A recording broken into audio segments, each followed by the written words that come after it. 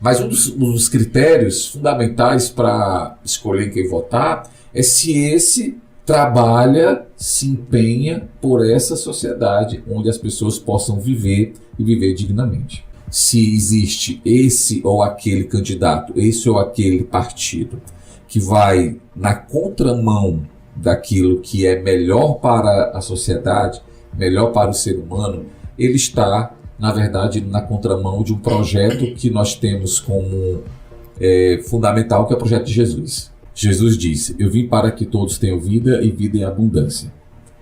E quando ele diz isso, ele está querendo dizer que as condições básicas de vida de qualquer ser humano devem ser preservadas.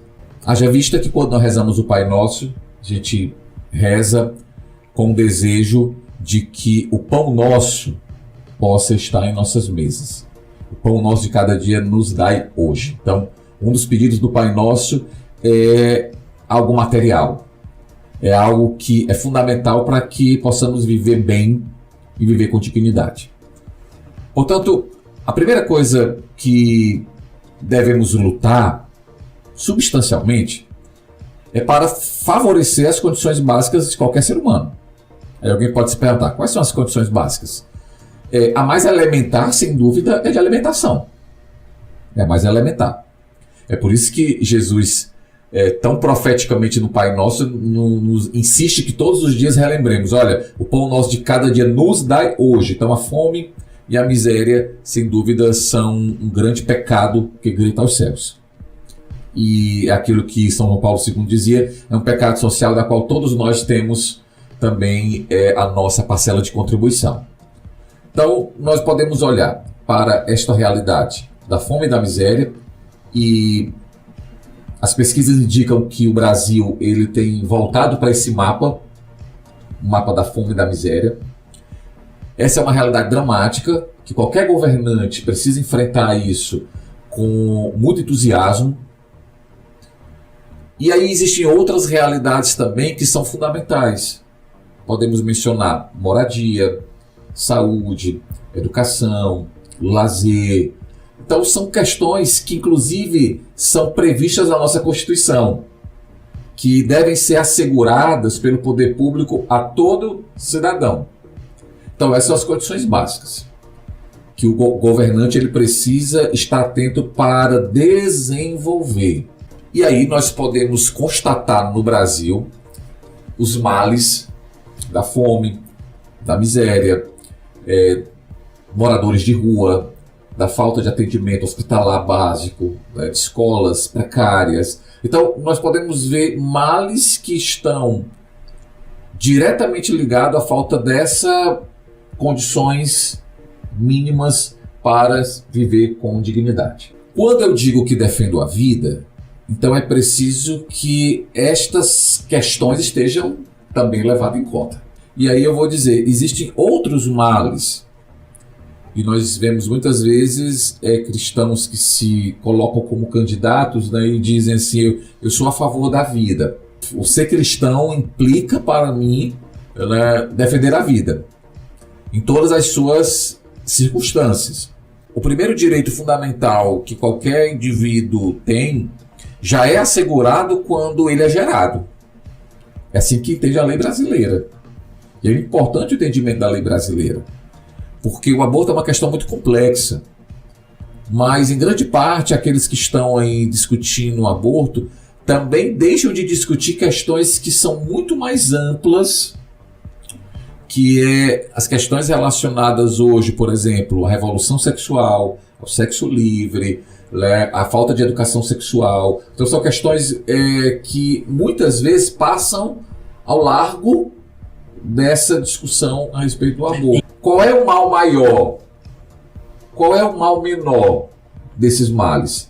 E é importante que vocês entendam uma coisa: a política é a arte do bem comum, como diz o Papa Francisco.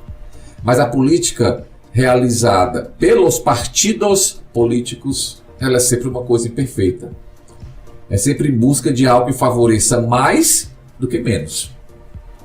Que procure tornar melhor a vida das pessoas do que pior. Essa deve ser a dimensão da política. Então, por isso mesmo, nós devemos de forma muito racional pensar qual é o mal maior e o mal menor.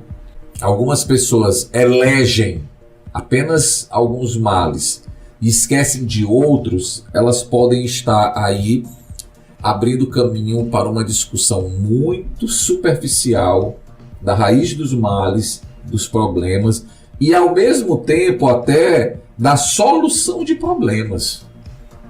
Porque se eu não vou mais a fundo na raiz dos males, eu dificilmente vou ter condições de resolver os problemas. E aí eu volto à questão que dizia inicialmente. Se nós não garantirmos as condições básicas de vida da população, as condições básicas de vida do ser humano, nós estaremos indo na contramão do projeto de Jesus, porque é o projeto que diz: eu quero que tenham vida e vida em abundância. Cabe a mim não só me preocupar com as condições básicas para realizar um grupo de oração, uma missa, né, um encontro, mas também as condições básicas para que as pessoas possam viver dignamente nas suas casas. Essas questões estão intrincadas e não podem ser separadas. E se elas são separadas, na verdade o prejuízo é enorme para todos. Se o projeto de Jesus, a ação evangelizadora, ela separa essas duas dimensões, a espiritual da humana, então há um prejuízo enorme para todos. Porque pode chegar ao ponto de eu olhar para uma pessoa, por exemplo, que passa por uma necessidade e eu dizer assim para ela: olha, não se preocupa não, Deus vai te ajudar. A dimensão fundamental da fé cristã se baseia no amor, na misericórdia, na compaixão. Por isso existem parábolas que são muito ilustrativas. A parábola do filho pródigo, a parábola do bom samaritano, para nos mostrar de fato como nós estamos vivendo a nossa vida. Porque quando o Papa reflete com esta parábola, muitas vezes ele vai mencionar, por exemplo, a questão do imigrante, das pessoas que estão saindo de suas terras, forçadas muitas vezes por guerras, por disputas políticas, por questões climáticas, e nem sempre são acolhidas nas terras estrangeiras. E ele traz esta parábola para dizer: olha, aquele que é estranho a nós precisa da nossa compaixão. A palavra estrangeiro significa isso, aquele que é estranho. Aquele que é estranho a nós precisa da nossa compaixão, precisa do nosso auxílio, porque compaixão é auxílio, é alívio da dor do outro. Então, o Papa menciona esta realidade, mas se você olhar para uma realidade anterior que o Papa explora na Laudato Si, ele nos leva a pensar, inclusive, no próprio lugar que nós vivemos, na terra que nós pisamos. Eu quando li Fratelli Tutti e Laudato Si, eu vi uma sabedoria do Papa Francisco que me impressionou. Porque primeiro é o seguinte: onde é que nós vivemos? Terra, planeta. Como é que estamos vivendo aqui? Preciso cuidar. Aí vem aquele conceito de casa comum, de cuidado, espiritualidade ecológica, né? Todos esses conceitos para aprendermos a viver bem no lugar que é de responsabilidade de todos. Só que eu não vivo aqui sozinho, eu vivo com você, eu vivo com os nossos amigos que estão acompanhando agora esse podcast. Agora, como é que eu estou vivendo com estas pessoas? Aí a Fratelli Tutti. Fratello, irmão, como é que nós estamos nos reconhecendo? Veja que sabedoria. O lugar seria como se eu olhasse para a minha casa e diga: olha, eu tenho que ajeitar esse telhado, eu tenho que pintar essa parede, eu vou ter que ajeitar essa janela, vou ter que trocar essa cama aqui, essa rede, para poder ter uma melhor condição de viver dentro da minha casa. Mas como é que eu estou lidando com a minha esposa, com meus filhos? Então, um outro passo fundamental também. Um depende do outro e um não pode existir sem o outro. E aí eu volto à parábola do bom samaritano. Como é que nós estamos lidando com o outro? Como é que nós estamos olhando para o outro? Porque isso já é um movimento importante, porque eu estou deixando de lado a indiferença. A indiferença é um dos grandes males do século XXI. A diferença faz com que eu feche os olhos voluntariamente ou involuntariamente para não ver o que está acontecendo ao meu redor. A indiferença, ela impede que eu realize qualquer ação em favor do outro, porque o que vem em primeiro lugar sou eu mesmo. E a compaixão que nós podemos ver na parábola do bom samaritano, ela é fundamental para enxergarmos em primeiro lugar o outro e depois procurarmos o alívio necessário para aquele outro, que pode ser realizado por mim, mas também por outro. Porque às vezes não sou eu que vou conseguir realizar, mas quando eu enxergo aquela pessoa deixa de ser invisível. Se ela deixa de ser invisível, né, outros vão enxergar a partir dos meus olhos. Olha que coisa, vão enxergar a partir dos meus olhos. O morador de rua, o migrante, o desamparado. Por exemplo, São Francisco de Assis foi uma figura que Deus levantou para questionar, né, o distanciamento da igreja dos valores alinhados ao projeto de Jesus. Uma igreja muito preocupada com riquezas, com ganância, né, com poder. E Francisco, pobrezinho de Assis, ali marcado pela pobreza, vai mostrar para a igreja para onde ela deve voltar novamente. E aí o Papa Francisco não escolheu esse nome à toa, né? Ele também está indicando que é preciso fazer um caminho de retorno. De retorno aí, né, a um projeto. Então é muito importante nós também mencionarmos isso. Alguém pode perguntar, existe um modelo ideal que o cristianismo ensina sobre gestão da coisa pública, né, sobre formas de governo? Jesus diz, o meu reino não é deste mundo.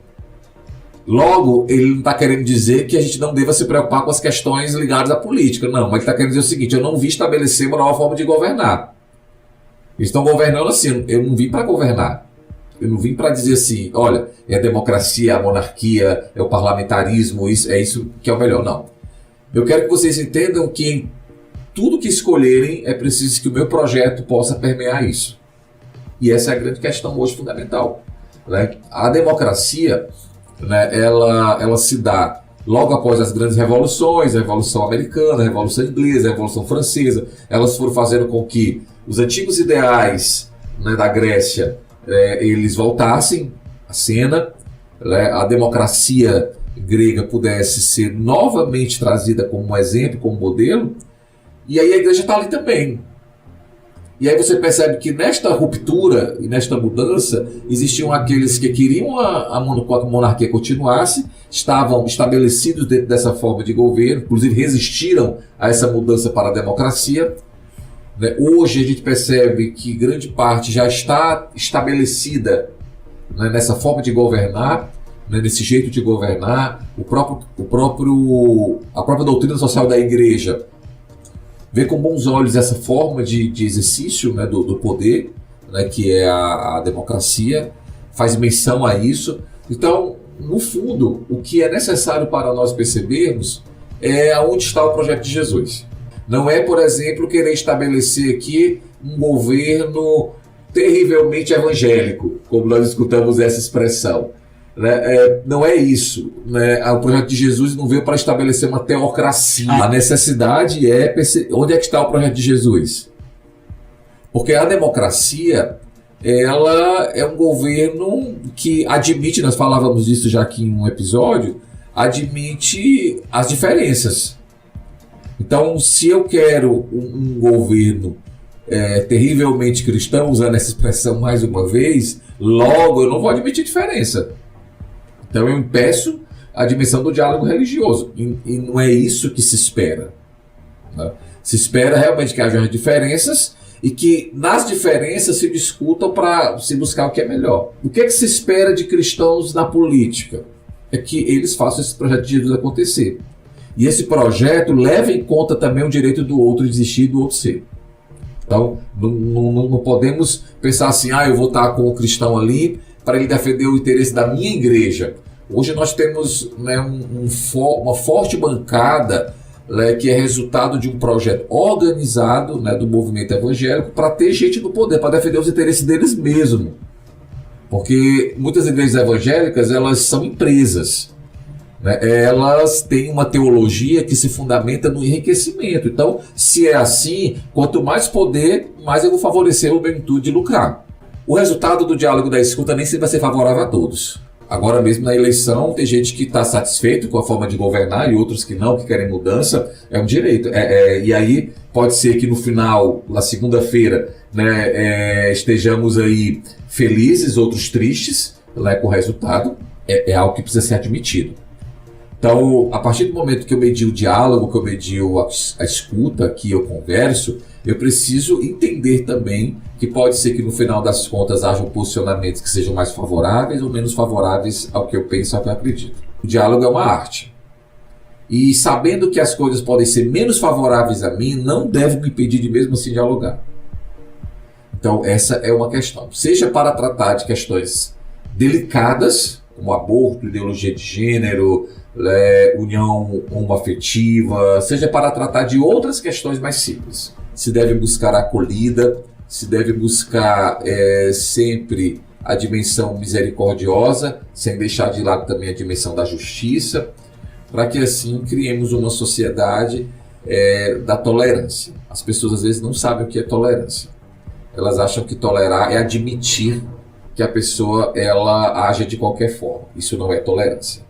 Tolerância é você permitir que o outro seja, né, mesmo que haja aí diferença e eu consiga, com essas diferenças, caminhar lado a lado. Acesse @LuminusPlay Produções no Instagram, Facebook e YouTube. Luminus Play, dando um play na sua ideia.